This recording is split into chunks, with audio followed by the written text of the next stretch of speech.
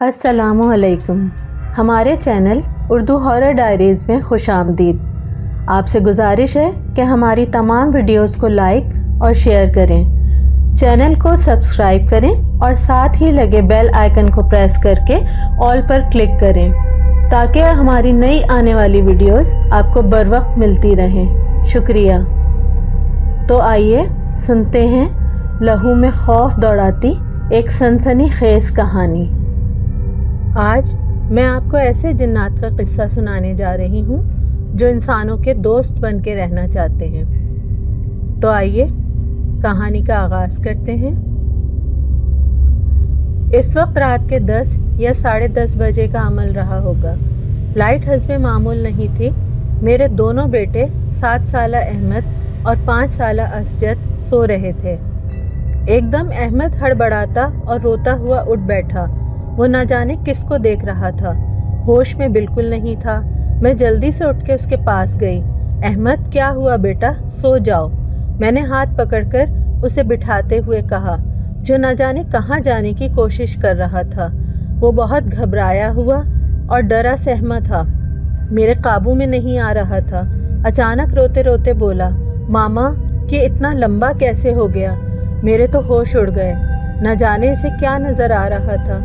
बहरहाल मैंने इस पे आयतल कुर्सी पढ़कर दम किया और लिटा दिया।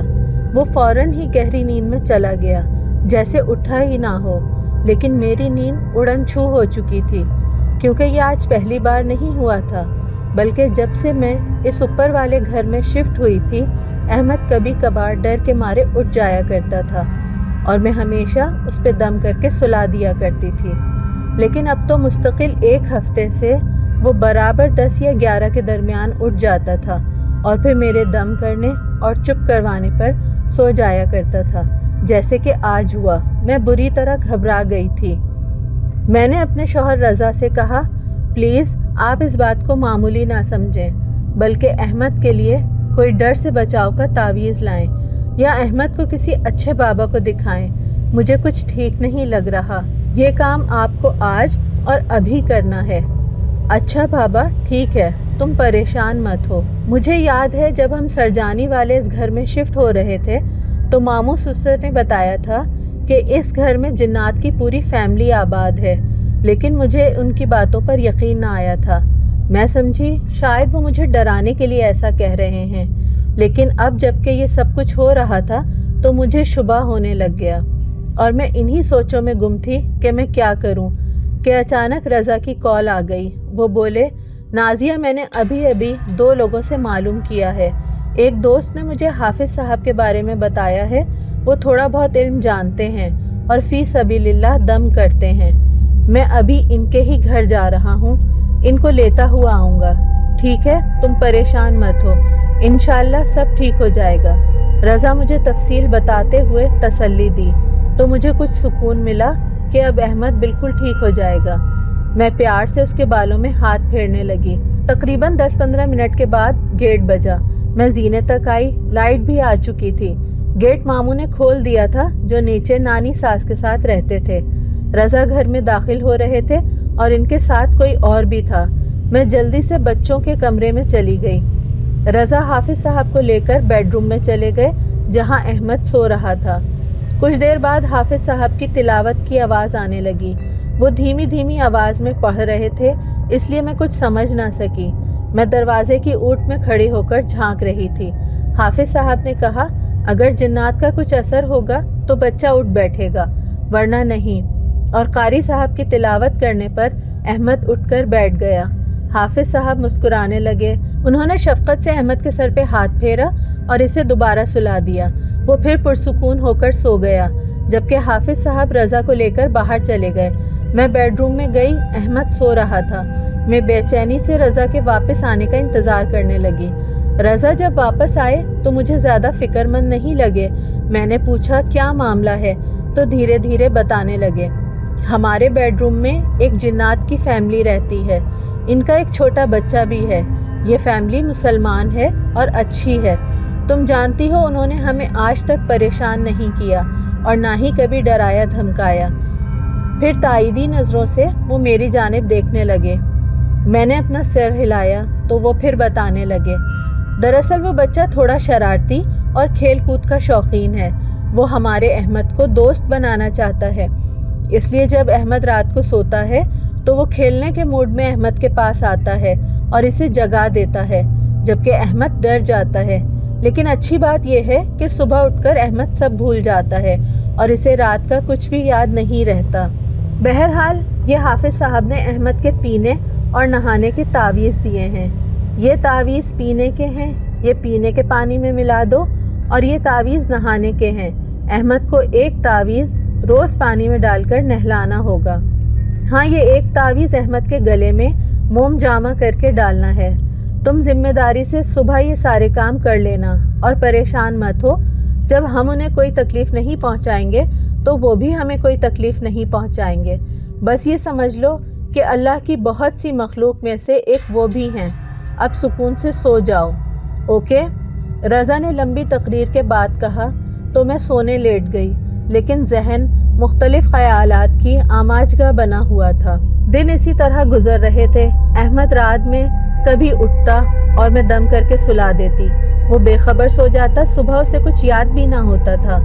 میں دوپہر میں بچوں کو سلانے لٹاتی۔ چھوٹے اسجد کو عادت تھی کہ میں جب تک اس کے پاس نہ لیٹ جاؤں وہ سوتا نہیں تھا، اور اب تک اس کی یہی عادت قائم تھی۔ ہاں تو میں اسجد کو سلا رہی ہوتی، سلانے کے بعد لاؤنج میں جاتی تو احمد اکیلا بیٹھا کھلونوں سے کھیل رہا ہوتا۔ میں سمجھ جاتی تھی یقیناً وہ بچہ بھی احمد کے ساتھ کھیل رہا ہے۔ میں سارے کھلونے سمیٹ کر احمد کو سلاتی، لیکن پھر لاؤنج میں آتی تو کھلونے مجھے بکھرے ہوئے نظر آتے۔ میں پھر سمیٹ دیتی۔ اس دن تو حد ہی ہو گئی۔ میں حسب معمول صبح سویرے اٹھی اور نماز وغیرہ سے فارغ ہو کر جب باہر نکلی تو لاؤنج میں باہر کرسی پر نظر ٹھہر گئی۔ کرسی پر بہت سارا تارکول پڑا ہوا تھا۔ تارکول سے بھری یہ تھیلی اس کرسی پر کب سے پڑی ہوئی تھی۔ میں حیرانگی سے اس تارکول کو دیکھتی اور کبھی گرین جالی کو، جس کے اندر برابر بھی سوراخ نہ تھا۔ میں حیران تھی یہ تارکول آیا کہاں سے، جبکہ مجھے اچھی طرح یاد ہے کہ میں رات میں 1 بجے تک اسی کرسی پر بیٹھی رضا سے باتیں کر رہی تھی، اور جب تک میں سوئی تھی ایسا کچھ نہ تھا۔ یہیں قریب کوئی روڈ بھی نہیں بن رہا تھا۔ آخر یہ تارکول آیا کہاں سے؟ پھر بچوں کے اسکول چلے جانے کے بعد نیچے ماموں سے پوچھا، کیا آپ تارکول لائے ہیں گھر میں؟ تو وہ بولے، نہیں بیٹا، میں کیوں لاؤں گا؟ اب تو میرا دماغ گھوم گیا۔ پھر میں نے اوپر بلا کر انہیں کرسی پہ پڑا تارکول دکھایا تو وہ بھی حیران رہ گئے۔ پھر کہنے لگے، حیرت ہے یہ تارکول یہاں کیسے آیا؟ یہ تو 2 اسٹاپ آگے سڑک تعمیر ہو رہی ہے، وہاں تک تو گلی کے بچے بھی نہیں جاتے۔ وہ حیرت سے ڈوبے واپس نیچے چلے گئے، اور میں سمجھ گئی کہ ہو نہ ہو یہ ہمارے گھر میں رہنے والے بچے کی کارستانی ہے، اور میں سر جھٹک کر کام میں مصروف ہو گئی۔ پھر 1 ہفتے تک کوئی واقعہ پیش نہ آیا۔ میں اور رضا مطمئن تھے۔ پھر ایک رات میں بیڈ روم میں بچوں کے ساتھ سو رہی تھی، جبکہ رضا لاؤنج میں ٹی وی دیکھ رہے تھے۔ میں سیدھی کروٹ لے کر لیٹی ہوئی تھی، جبکہ بچے میری الٹی طرف لیٹے ہوئے تھے۔ اچانک میری آنکھ کھلی تو مجھے ایسا لگا جیسے کوئی بچہ پیار سے میری گردن پر اپنی انگلیاں پھیر رہا ہے۔ میں سمجھی اسجد میرے پاس آ کر لیٹ گیا ہے۔ میں نے مندی مندی آنکھوں سے دیکھا۔ کمرے میں اس وقت جب اسجد نے پیچھے سے مجھ پہ اپنا پیر رکھا تو میرا حلق خشک ہونے لگا۔ اسجد اگر پیچھے ہے تو یہ میرے پاس کون لیٹا ہے؟ میں جھٹکے سے اٹھ بیٹھی۔ اب وہاں کوئی نہ تھا۔ میں خوف سے رو پڑی تھی۔ کسی بھی انسان، اور خاص طور پہ عورت کے لیے کسی بھی غیر انسانی مخلوق کا دیکھنا بہت خوف کی علامت ہے۔ ہر چند کہ میں جانتی تھی کہ ہمارے کمرے میں ہمارے ساتھ ایک غیر انسانی مخلوق بھی رہتی ہے، لیکن وہ کبھی میرے سامنے نہیں آئے تھے تو میں مطمئن تھی، لیکن اب اپنے سامنے دیکھنے کے بعد میرا خوف سے برا حال تھا۔ رضا نے مجھے تسلی دی، اچھا چلو سو جاؤ، میں صبح حافظ صاحب سے مشورہ کروں گا۔ پھر میں نے خود پر اور بچوں پہ آیت الکرسی پڑھ کے دم کی اور سو گئی۔ پھر کچھ عرصے بعد ہم نے وہ گھر شفٹ کر لیا۔ ہم دوسری جگہ چلے گئے تو رضا کہنے لگے، یار میں سوچ رہا ہوں ذرا پرانے گھر کا چکر لگا آؤں۔ ہم تو شفٹ ہو گئے، لیکن نیچے کے پورشن میں نانی اور ماموں رہتے ہیں، انہوں نے وہ گھر نہیں چھوڑا۔ میں نے کہا، ہاں ضرور جائیں، اور ذرا اوپر کے پورشن میں بھی چکر لگاتے آئیے گا کہ وہاں کے اب حالات کیسے ہیں۔ رضا اوکے کہہ کر روانہ ہو گئے اور میں گھر کے کاموں میں مصروف ہو گئی۔ تقریباً 1 گھنٹے بعد رضا واپس آئے۔